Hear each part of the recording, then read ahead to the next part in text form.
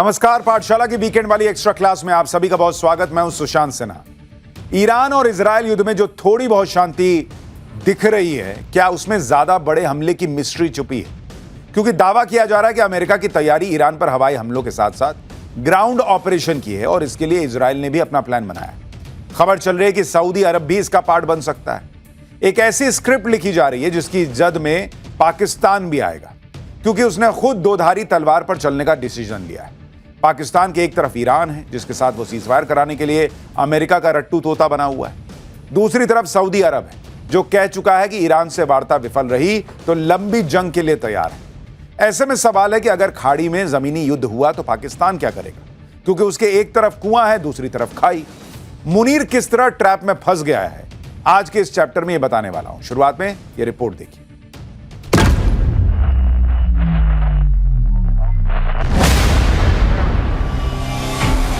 जंग में जिसका डर था वही हुआ।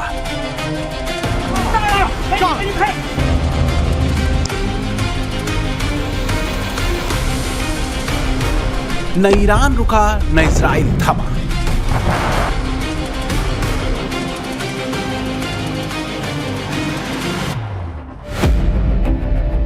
तबाही की ऐसी तस्वीर आई जिसकी लपटों में पाकिस्तान के शांति वाले प्रस्ताव की चिंदी चिंदी उड़ गई। तेहरान ने साफ लफ्जों में कह दिया, ना तो अमेरिका का पीस प्रपोजल मंजूर है, ना ही पाकिस्तान की मीडिएटर वाली भूमिका।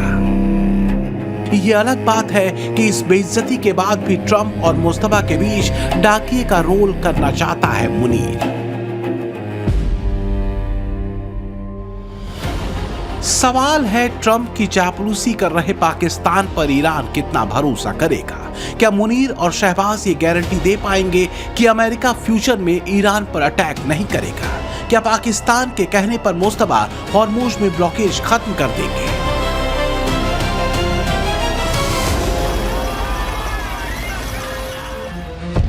ऐसे ही ख्याली पुलावों के साथ शहबाज शरीफ ने ईरान के राष्ट्रपति मसूद पेज़ेश्कियान से 1 घंटे तक बातचीत की और नोटबुक में लिखी उन लाइनों को दोहराया जिसकी पट्टी ट्रंप ने पढ़ाई थी।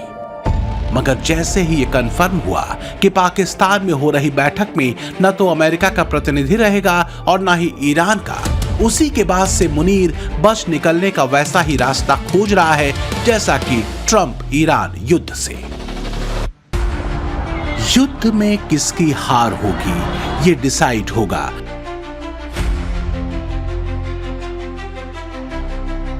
मगर ट्रंप ने पाकिस्तान को लूजर करार दे दिया है और इससे क्लियर कट मैसेज मिल गया है।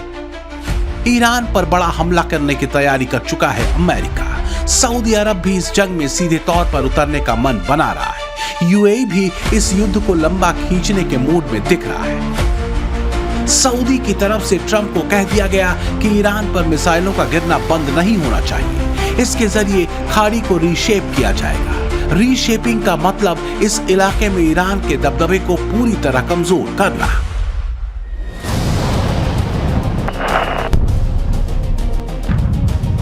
जंग की सूरत में पाकिस्तान का प्लान धरा का धरा रह जाएगा और इससे उसकी मुस्लिम ब्रदरहुड बनने की रणनीति को गहरा धक्का लगेगा। खाड़ी देशों को लगने लगा है कि अगर युद्ध थमा तो ईरान और ज्यादा मजबूत होकर उभरेगा और उनके एनर्जी इंफ्रास्ट्रक्चर पर फिर से हमला करेगा।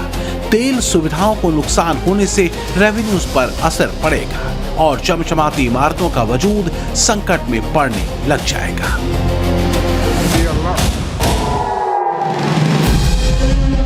इस सूरत में ईरान का वर्चस्व इन देशों को चाहे अनचाहे स्वीकार करना पड़ेगा। ईरान के आक्रामक रुख से सबसे ज्यादा डर सऊदी को सता रहा है, क्योंकि खाड़ी में वही सबसे ज्यादा क्रूड ऑयल का उत्पादन करने वाला देश है। इसलिए अमेरिका को मैसेज भेजा है, जो प्रस्ताव पाकिस्तान के जरिए आगे बढ़ाया जा रहा है उस पर विचार न करके ज्यादा तेज अटैक पर फोकस किया जाए।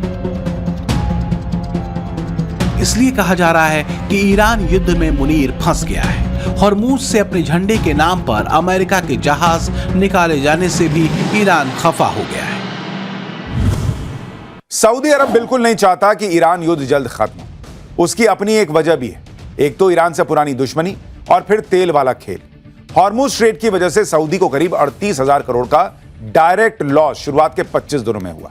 लॉन्ग टर्म के लिहाज से देखें तो सऊदी को फायदा दिख रहा है, मगर एशियाई मुल्कों में उसके तेल की बिक्री फिलहाल के लिए रुकना बड़े झटके की तरह है।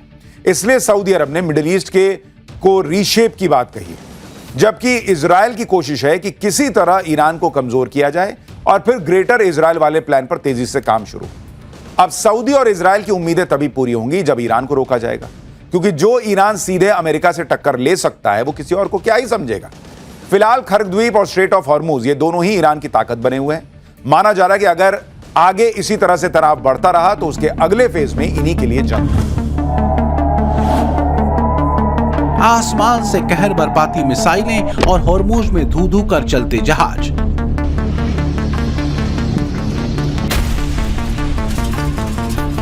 ये दोनों तस्वीरें पूरी दुनिया को डरा रही हैं।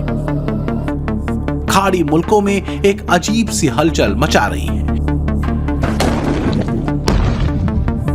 ईरान के इरादे हूतियों का खुल्लम खुल्ला सपोर्ट मिलने के बाद बुलंद है। इसलिए IRGC कह रही है उसके पावर प्लांट को टारगेट किया गया तो हॉर्मुज भूल जाए। बॉब अल मंदेब स्ट्रेट को भी भविष्य में बंद करने की चेतावनी ईरान की तरफ से दी गई है। बॉब अल मंदेब के जरिए ईरान ये संदेश देना चाहता है कि फिलहाल एशिया में तेल गैस संकट आया है, आगे यूरोप भी इसकी जद में आएगा और फिर मिडिल ईस्ट देशों के उन देशों की अर्थव्यवस्था संपूर्ण रूप से बर्बाद कर दी जाएगी जो क्रूड ऑयल के दम पर टिके हैं। इसलिए यूएई ने हॉर्मुज खोलने के लिए समुद्री सेनाएं बनाए जाने की वकालत की है, जिसका मकसद जहाजों की समंदर में निर्बाध आवाजाही पर है। खाड़ी के बाकी देशों को भी इस गठबंधन में शामिल होने के लिए कहा गया है। यूएई का भी कहना है कि वो अपनी नेवी भी हॉर्मुज के मुहाने पर तैनात कर सकता है। हालांकि क्या इससे ईरान के इरादे कमजोर पड़ेंगे? मौजूदा तस्वीर देखकर शायद ही कोई इससे इत्तेफाक करे, क्योंकि मुश्तबा खामेनेई की लीडरशिप में ईरान अमेरिका को ऐसी चोट पहुंचा रहा है जो अब उम्मीदों के पार है।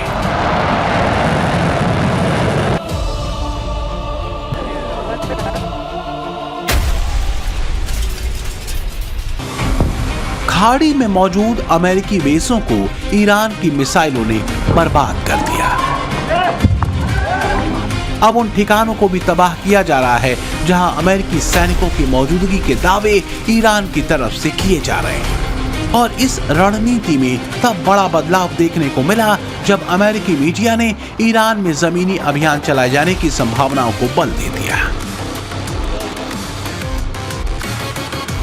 अमेरिका 3,500 सैनिकों को मिडिल ईस्ट पहुंचा चुका है। संभवतः इनके जरिए ईरान में ग्राउंड ऑपरेशन चलाने की तैयारी है।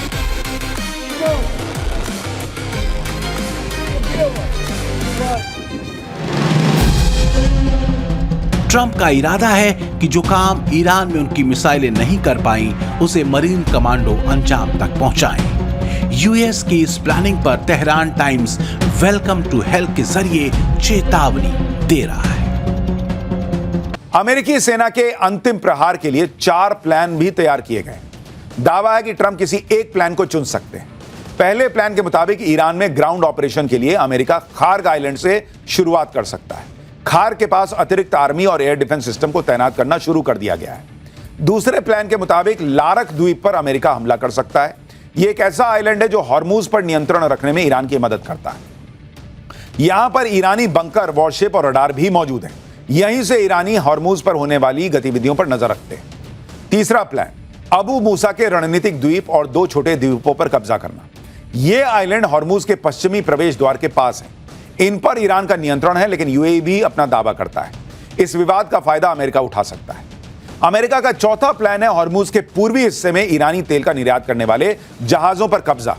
साथ ही अमेरिकी सेना की ईरान के अंदर जमीनी अभियान की भी योजना है, ताकि परमाणु संयंत्रों के अंदर दबे संवर्धित यूरेनियम को भी कब्जे में लिया जा सके। इसके अलावा चाबहार पोर्ट भी अमेरिका की लैंडिंग साइट हो सकता है, क्योंकि यह सेफ साइट है और इससे अमेरिका ईरान को चौंका सकता है।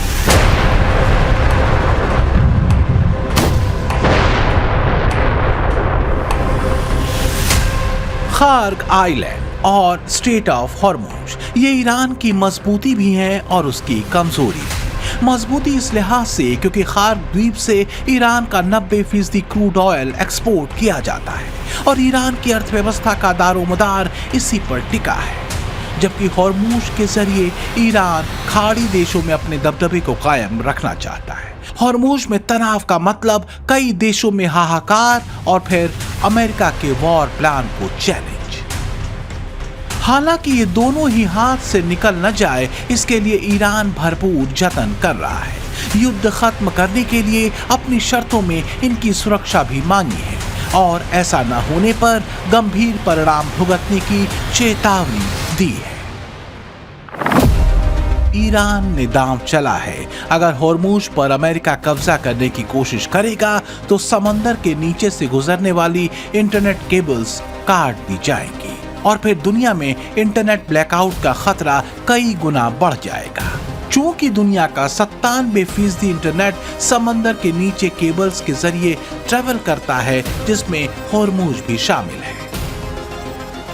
इसलिए ट्रंप अब तक धमकी से आगे नहीं बढ़ पाए। ये अलग बात है कि उसका नाम बदलने की हसरतें पाले हुए हैं। ट्रंप के लिए हॉर्मुज पर अमेरिकी कंट्रोल इतना आसान होता तो शायद नेटो देशों से मदद नहीं मांगनी पड़ती। नेटो के मना करने के बाद भी बार बार ट्रंप उन्हें नहीं कोसते और ये भी बात दीगर है कि दुनिया के जिन 8 समुद्री रास्तों के तेल और गैस का बड़ा हिस्सा गुजरता है उनमें से किसी पर भी अमेरिका का दबदबा नहीं है। स्ट्रेट ऑफ हॉर्मुज पर ईरान का प्रभुत्व माना जाता है। बाबल मंदेब पर यमन के हूती विद्रोहियों का दबदबा है जो कि ईरान के समर्थक हैं। स्ट्रेट ऑफ मलक्का पर सिंगापुर का ज्यादा असर है। स्वेज कैनाल पर पूर्ण रूप से मिस्र का नियंत्रण है। पनामा कैनाल पर अमेरिका का रणनीतिक प्रभाव है, मगर पनामा का रोल बहुत बड़ा है। इसी तरह टर्किश स्ट्रेट पर तुर्की, स्ट्रेट ऑफ डेनिश पर डेनमार्क और स्वीडन, जबकि स्ट्रेट ऑफ जिब्राल्टर पर स्पेन, मोरक्को और ब्रिटेन अपना अपना दावा करते हैं। बीते कुछ सालों से अमेरिका ने पनामा और मलक्का को लेकर दिलचस्पी दिखाई, मगर इन समुद्री रास्तों पर उसकी फोर्स हमेशा के लिए तैयार हो ऐसा हाल फिलहाल मुमकिन दिखाई नहीं देता। तो क्या ट्रंप खार्ग आइलैंड पर अटैक करेंगे? कयासों और दावों के बीच खार्ग को लेकर ईरान की अपनी तैयारी है। अमेरिकी सैनिकों के मिडिल ईस्ट की तैनाती के बीच तेहरान का प्लान भी सामने आ गया है। रिपोर्ट्स के मुताबिक ईरान ने 10 लाख नए सैनिकों को तैयार कर दिया है। इन्हें सैन्य उपकरण से लेकर मानसिक तौर पर प्रिपेयर करने की ट्रेनिंग दी गई है। तेहरान मीडिया का दावा है कि कई युवा IRGC में भर्ती होने के लिए संपर्क साध रहे हैं। हालिया घटनाक्रम से ईरान भी लगभग मान चुका है कि वो अमेरिका के ग्राउंड ऑपरेशंस को रोक लेगा। खार्ग आइलैंड पर अगर ट्रंप अपने सैनिकों को उतारते हैं तो ईरान ने भी खार्ग को अमेरिकी सैनिकों की कब्र बनाने का पूरा जाल बिछाया हुआ है। ईरान ने खार्ग के पास स्मार्ट माइंस और एंटीशिप माइंस बिछा दिए। खार्ग आइलैंड पर आत्मघाती ड्रोन भी तैनात हैं। ये ड्रोन झुंड में हमला करने के लिए प्रोग्राम किए गए और यूएस नेवी के रडार को कंफ्यूज कर सकते हैं। खार्ग में बंकर्स के नीचे S-300 और S-400 तैनात हैं। नूर, कादर जैसी एंटीशिप क्रूज मिसाइलें तैनात हैं। IRGC के स्नाइपर्स को ऊंची चोटियों पर तैनात किया गया है। इसके अलावा ईरान ने स्कॉर्चेड अर्थ रणनीति भी तैयार की है। द्वीप हाथ से निकलता देखकर यह रणनीति काम आएगी। इस रणनीति में हार होने पर हर उस चीज को नष्ट कर दिया जाता है जो दुश्मन के काम आ सकती है। अगर ऐसा हुआ तो तेल के कुओं और टर्मिनल को ईरान खुद उड़ा देगा और पूरा खार्ग आइलैंड आग के गोले में तब्दील हो जाएगा। यानी ईरान का हिसाब क्लियर है। एक तो वो अमेरिका को घुसने नहीं देगा। अमेरिका घुसा तो मारते मारते मरेगा और अगर मरने की नौबत आ ही गई तो पूरा खार्ग आइलैंड तबाह कर देगा। एकदम फिल्मी कहानी है। बहुत फिल्म में नहीं होता है कि एकदम पूरा बम वम लगा हुआ है कि लास्ट में मरेंगे, एक बटन दबाए खत्म, सब फट गया। ईरान जंग में हो रहे खर्चे ने भी ट्रंप को खार्ग पर बड़ा स्टेप उठाने के लिए मजबूर कर दिया है।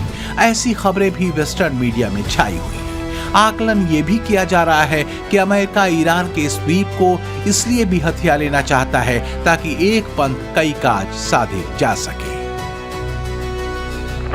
ट्रंप के समर्थकों का मानना है कि खार्क पर कब्जा करके उसकी इमेज बिल्डिंग की जा सकती है। वेनेजुएला की तरह खार्क भी अमेरिका का आर्थिक बोझ कम करने में मदद कर सकेगा और फिर ईरान की अर्थव्यवस्था की रीढ़ तोड़कर उसके मिसाइल प्रोग्राम को रोकने में मदद मिलेगी। इजराइल भी ईरान की इस लॉन्ग टर्म गेन वाली स्ट्रेटजी को ध्वस्त करने की मंशा रखता है और ईरान के इंफ्रास्ट्रक्चर को डैमेज कर यही इरादे उसने जाहिर भी किए हैं। ईरान को कमजोर करना इजराइल की पॉलिसी है और ये उसकी सालों पुरानी ग्रेटर इजराइल वाली थ्योरी को एक बड़ा संबल दे सकता है। नेतन्याहू के ग्रेटर इजराइल में वेस्ट बैंक, गाजा और गोलान हाइट्स हैं। जॉर्डन, साउथ लेबनान, इराक और सीरिया का बड़ा हिस्सा और मिस्र का सिनाई भी इसका पार्ट है। इससे इजराइल अपनी सुरक्षा जरूरत भी बताता है और धार्मिक संबंध भी जोड़ता है। सवाल ये भी उठाए जाते हैं कि क्या इसलिए नेतन्याहू ने ब्लू वाटर डॉक्ट्रिन से ब्राउन वाटर डॉक्ट्रिन की तरफ शिफ्टिंग की है। देखिए, मिडिल ईस्ट की रीशेपिंग हुई तो वर्ल्ड ऑर्डर बदल जाएगा और इस बदले सिनेरियो में भारत की भूमिका बेहद अहम रहेगी क्योंकि भारत खाड़ी देशों से व्यापार करता रहा है। भारत के साथ उनके अच्छे संबंध रहे और शांति से समाधान निकालने की जो बात प्रधानमंत्री मोदी ने कही है, वही लाइन कई देशों के राष्ट्राध्यक्ष दोहरा रहे हैं। हम गल्फ के सभी देशों के साथ लगातार संपर्क में हैं। हम ईरान, इजराइल और अमेरिका के साथ भी संपर्क में हैं। हमारा लक्ष्य डायलॉग और डिप्लोमेसी के माध्यम से क्षेत्र में शांति की बहाली का है। भारत ने इस समस्या के समाधान के लिए संवाद का ही रास्ता सुझाया है। इस युद्ध में किसी के भी जीवन पर संकट मानवता के हित में नहीं है।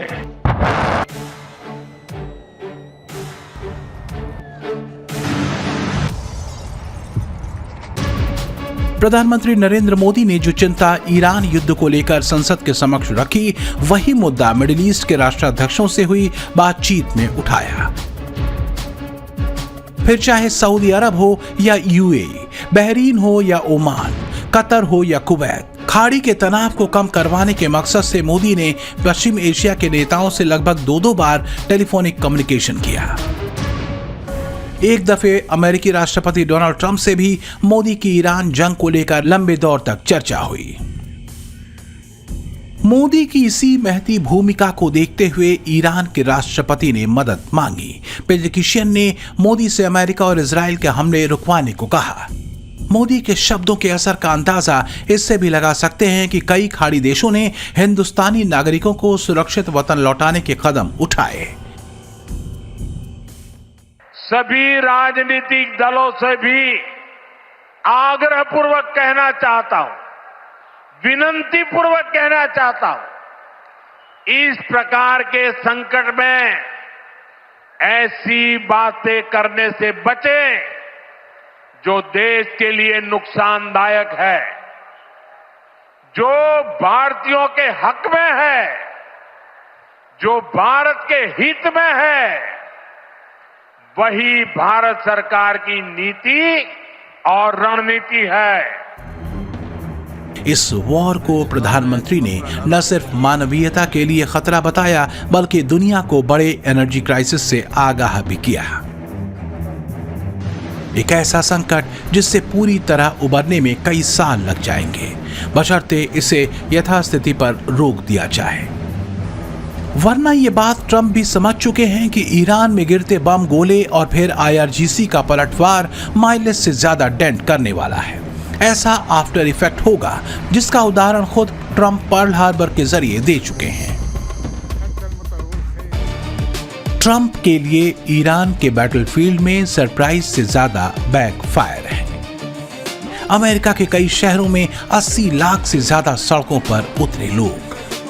नो किंग्स नो लाइज के स्लोगन के साथ विरोध प्रदर्शन किया। सवाल उठाए, आत्ममुग्धता के शिकार ट्रंप अमेरिकियों के हितों पर कब ध्यान देंगे? ट्रंप भी ये समझ चुके हैं कि वो ईरान वॉर में ऐसे फंसे हैं जहां से बिना कुछ हासिल किए निकलना उनके राजनीतिक करियर पर बहुत बड़ा दाग जैसा होगा। इसलिए फाइनल ऑर्डर देते हुए सहयोगियों से कहने लगे, और भी काम है, इस वॉर को जल्दी निपटाओ। India is in favor of peace and urges a return to dialogue and diplomacy. We advocate de-escalation, restraint, and ensuring the safety of civilians. 2. The well-being and security of the Indian community in the region is our priority. We will continue to work with the governments of the region towards that. विदेश मंत्री S Jaishankar अगर खाड़ी में शांति की बात करते हैं तो पाकिस्तान को टारगेट भी करते हैं। समूचा पाकिस्तान इसलिए भन्नाया हुआ है। उन्हें दलाल नेशन कैसे बोल दिया? हालांकि इस फैक्ट को शहबाज और मुनीर भूल गए कि प्रस्ताव का जो पुरिंदा ईरान को उनकी तरफ से बढ़ाया गया है, इसमें टर्म्स एंड कंडीशन ज्यादा हैं, न कि बातचीत बहाली के मुद्दे। इसलिए पाकिस्तान में चल रही 3 देशों के विदेश मंत्रियों की बैठक में न तो ईरान का प्रतिनिधि पहुंचा और न ही अमेरिका और इजराइल का। जो पाकिस्तान भारत के हाथों कई बार पिट चुका है, अफगानी लड़ाकों से भी मार खा रहा है, जिसकी सेना मुल्क के अंदरूनी विद्रोहों को शांत नहीं कर पाती, भला वो अमेरिका और ईरान के बीच मीडिएटर का रोल कितना निभा पाएगा? यह डाउट सिर्फ हमें या आपको नहीं है, बल्कि पाकिस्तानियों को भी है, बल्कि दुनिया भर के कई लोगों को हैरत हो रही है देखकर। चीन भी पाकिस्तान को शक की नजर से देख रहा है। किस तरह ट्रंप की चापलूसी के चक्कर में चीन से दगाबाजी कर रहा है पाकिस्तान, यह सबको दिख रहा है। इसलिए मैं कह रहा हूं कि ईरान, इजराइल और अमेरिका के बीच जिस पॉज से आगे का जिक्र हो रहा है, वो मुनीर को ऐसी मुसीबत में डालने वाला है जहां वो या तो ईरान का बुरा बनेगा या फिर सऊदी से बैर लेगा, और ये दोनों ही स्थितियां पाकिस्तान के लिहाज से ठीक नहीं होगी। ठीक 6 महीने पहले पाकिस्तान और सऊदी अरब के बीच डील हुई थी। इस डिफेंस डील का एक सार ये भी था कि दोनों मुल्कों में से किसी पर हमला हुआ तो एक दूसरे की मदद करनी पड़ेगी। यानी पाकिस्तान पर हमले की सूरत में सऊदी साथ आएगा और सऊदी पर किसी ने अटैक किया तो पाकिस्तान उसकी जंग में कूदेगा। मगर आसिम मुनीर ने क्राउन प्रिंस के साथ किए इस समझौते को ईरान युद्ध के दौरान मजाक सा बना कर दिया। तेहरान ने सऊदी में मौजूद अमेरिकी बेस को निशाना बनाया, कुछ रिहायशी इलाकों को भी टारगेट किया। मिडिल ईस्ट के सबसे सेफ कंट्रीज में शुमार सऊदी की इस धुआं होती तस्वीर को मुनीर और शहबाज सिर्फ दूर से देखते रहे। पाकिस्तान को मालूम था कि उनके लिए ये हाथ चलाने से ज्यादा कुछ भी नहीं। इसलिए कहा जा रहा है कि पाकिस्तान का इस्लामिक नेटो वाला फार्मूला गठन से पहले ही खत्म होता दिख रहा है। उसके मुस्लिम ब्रदरहुड वाले मंसूबे पर पानी फिर गया है। मुल्ला मुनीर के पास सिवाय अमेरिका की चापलूसी करने के कुछ और नहीं बचा। ईरान अगर ट्रंप के वादों पर एतबार नहीं करता है तो फिर पाकिस्तान का क्या होगा, ये सोचकर ही मुनीर का दिल कांप रहा है। अमेरिका का हितैषी बनने के चक्कर में पाकिस्तान चीन का भरोसा खो बैठा है। सऊदी अरब से कभी कभार मिलने वाली फंडिंग भी पूरी तरह रुक जाएगी। IMF भी पाकिस्तान पर नजरें इनायत करना बंद कर सकता है और ईरान से उसका बॉर्डर विवाद फिर से नई शक्ल ले सकता है। ईरान से लगने वाले पाकिस्तानी इलाकों में बलूचिस्तान लिबरेशन आर्मी का दबदबा मुनीर के लिए ऐसा सवाल छोड़ जाएगा जिसका जवाब पाकिस्तान के कई टुकड़ों के तौर पर हो सकता है। वैसे भी शुरुआत से ही ईरान को पाकिस्तान पर यह अविश्वास रहा है कि बलूचिस्तान में विद्रोहियों को दबाने के नाम पर तेहरान की सुरक्षा को खतरे में डाला गया और ऐसे में उसका मीडिएटर के तौर पर फेल होना ठीक नहीं होगा। हिंदुस्तान से मार खाकर अफगानियों से पिट रहा पाकिस्तान एक और फ्रंट खुलने की आशंका भर से डरा है। ब्यूरो रिपोर्ट, टाइम्स नाउ, नव भारत।